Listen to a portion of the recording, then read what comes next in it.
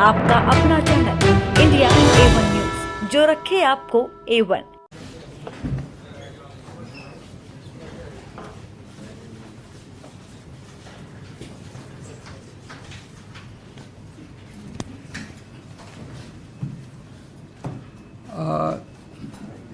दिल्ली वालों के लिए एक अच्छी खबर है कि जब से हमारी सरकार बनी 2015 में, तब से दिल्ली में ट्रैफिक कम करने के लिए और पोल्यूशन कम करने के लिए हम एक प्रीमियर बस एग्रीगेटर स्कीम लाने की कोशिश कर रहे हैं। आज 8 साल के बाद ऐसा लगता है कि अब ये स्कीम आ जाएगी। पहले मैं ये बता देता हूँ ये स्कीम क्या है। आप सब लोग जानते हैं कि दिल्ली में जब मेट्रो आई थी तो बहुत सारे ऐसे लोग थे, middle class, upper middle class, जिन लोगों ने अपनी अपने स्कूटर, अपनी अपनी गाड़ियाँ छोड़ के और मेट्रो से सफ़र करना चालू किया। धीरे धीरे मेट्रो में इतनी ज़्यादा भीड़ होने लगी कि कुछ लोग फिर वापस अपनी गाड़ी और अपने स्कूटर पे आ गए। अब जो लोग बसों में ट्रैवल करते हैं, अब दिल्ली में बसों की संख्या भी काफ़ी ज़्यादा बढ़ गई है। बसों में कोई बहुत ज़्यादा भीड़ नहीं होती, जो हम लोगों ने अभी सर्वे कराया, लेकिन फिर भी एक लोगों के दिमाग में वो है कि बसों में आप देखेंगे अक्सर केवल लोअर मिडिल क्लास या लोअर क्लास के लोग, इकोनॉमिक क्लास के लोग ट्रैवल करते हैं। तो मिडिल क्लास और अपर मिडिल क्लास को भी अपनी अपनी गाड़ियां छोड़ के बसों में ट्रैवल करने के एनकरेज करने के लिए ये स्कीम लाई जा रही है, जिसके तहत प्रीमियम बसेस, लग्जरी बसेस, उनके एग्रीगेटर्स को लाइसेंस दिए जाएंगे, ताकि एक लाइसेंस होल्डर कम से कम 25 लग्जरी बसेस लेके आएगा और वो लग्जरी बसेस दिल्ली की सड़कों पे चलेंगी। ये लग्जरी बसेस सभी एयर कंडीशनड होंगी, कम से कम 9 सीट से ज़्यादा होनी चाहिए, मतलब 9 सीट कम से कम। छोटी बस में 9 सीट होंगी, बाकी में बड़ी में और ज़्यादा होंगी। इन बसों में वाईफाई होगा, जीपीएस होगा, सीसीटीवी होगा। स्टैंडिंग अलाउड नहीं होगी, हर एक को सीट मिलेगी और सीट भी डिजिटली मिलेगी। आप अपनी सीट, ऐप होगा हर एक उसका, और आप उनके ऐप पे जाके अपनी सीट बुक कर सकते हैं, जो सीट चाहें। जैसे हम एयरलाइंस में बुकिंग करते हैं वो सीट बुक कर सकते हैं। पेमेंट्स केवल डिजिटल होंगे और वहाँ पे बस के अंदर आपको टिकट नहीं मिल सकती। ऐसा नहीं कि बस रुक रुक के जाएगी, और आपको केवल डिजिटल पेमेंट्स होंगी और जहाँ से आप कहेंगे वहीं से आपको बस पिकअप करेगी। इससे हमें उम्मीद है, बिकॉज काफ़ी अच्छी अंदर आरामदेह बस होगी, कंफर्ट होगा, डिफाइंड टाइम होगा चलने का, पहुँचने का। तो हमें उम्मीद है कि बहुत लोग अपनी गाड़ियाँ छोड़ के इन बसेस में आएंगे और इससे दिल्ली की यातायात व्यवस्था बेहतर होगी, ट्रैफिक कम होगा और पोल्यूशन, एयर पोल्यूशन कम होगा। इसमें जो बसेस होंगी वो अगर सीएनजी बसेस हैं तो वो 3 साल से पुरानी नहीं होनी चाहिए, जो बसेस अलाउड होंगी। और जो नई बसेस 1 जनवरी 2025 के बाद, 1 साल 1.5 साल के बाद जो नई बसेस इसमें इंट्रोड्यूस हो सकती हैं वो केवल इलेक्ट्रिक बसेस होंगी। जैसा मैंने कहा कि जो लाइसेंस होल्डर्स होंगे उनको कम से कम 25 बसेस की फ्लीट मेंटेन करनी होगी, और जो इलेक्ट्रिक बसेस इंट्रोड्यूस की जाएंगी उसका कोई लाइसेंस फीस नहीं ली जाएगी, वो एनकरेज करने के लिए, ताकि ज़्यादा से ज़्यादा इलेक्ट्रिक बसेस आएँ।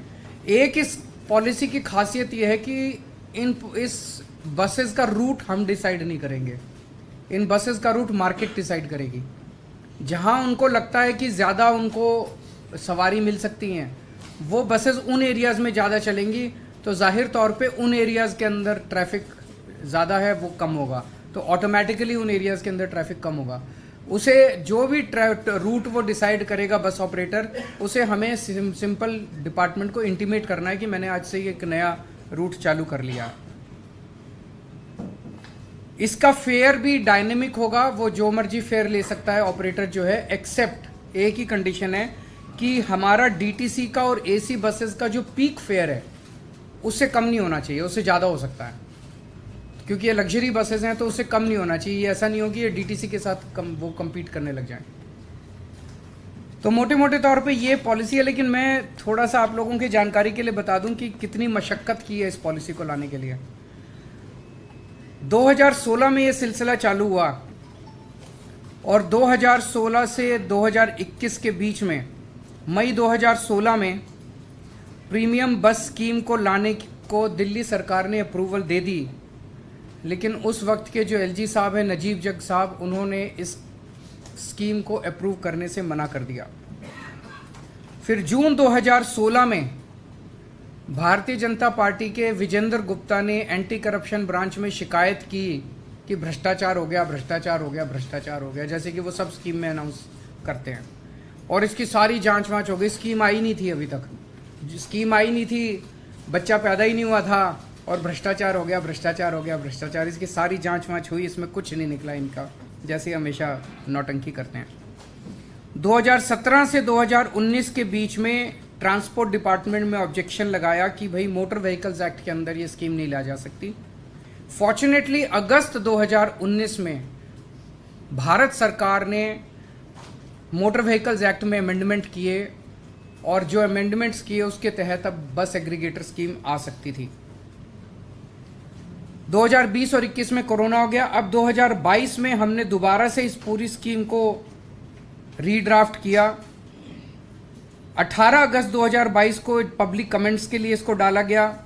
8 सितंबर तक कमेंट्स आए। उन कमेंट्स को और इसको लीगली वेट करके 8 मई को इसे दिल्ली सरकार की मुख्यमंत्री की अप्रूवल मिली और 25 मई को एलजी साहब की इसको अप्रूवल मिली। तो एलजी साहब से जब ड्राफ्ट स्कीम अप्रूव होके आई तो इसको दोबारा पब्लिक के कमेंट्स के लिए डाला गया 29 मई को। और जो अब कमेंट्स आए हैं उन सारे कमेंट्स के साथ, और 27 जुलाई को ट्रांसपोर्ट डिपार्टमेंट ने एक स्टेक होल्डर कंसल्टेशन भी किया। उससे जितने कमेंट्स आए, तो जो कमेंट्स आए हैं उसमें जो एलजी साहब ने अब अप्रूव की थी स्कीम, वो बहुत ही माइनर 2-4 छोटे मोटे चेंजेस हैं। ये आज मैं अप्रूव कर रहा हूँ इस स्कीम को और आज इसको एलजी साहब के पास भेजा जा रहा है। तो जैसा कि एलजी साहब इसको ऑलरेडी 25 मई को अप्रूव कर चुके हैं, तो उसमें बहुत माइनर चेंजेस हैं। मुझे उम्मीद है कि एलजी साहब इसको अब जल्दी अप्रूव कर देंगे और अब दिल्ली पूरे देश का पहला शहर होगा जहां पे इस किस्म की बस एग्रीगेटेड प्रीमियम बस एग्रीगेटर स्कीम आ रही है। और मेरा अपना मानना है इससे दिल्ली के लोगों को बहुत बहुत सुविधा मिलेगी। ट्रैफिक भी कम होगा, अच्छा ट्रांसपोर्ट भी मिलेगा, वर्ल्ड लेवल का ट्रांसपोर्ट मिलेगा और पोल्यूशन भी कम होगा।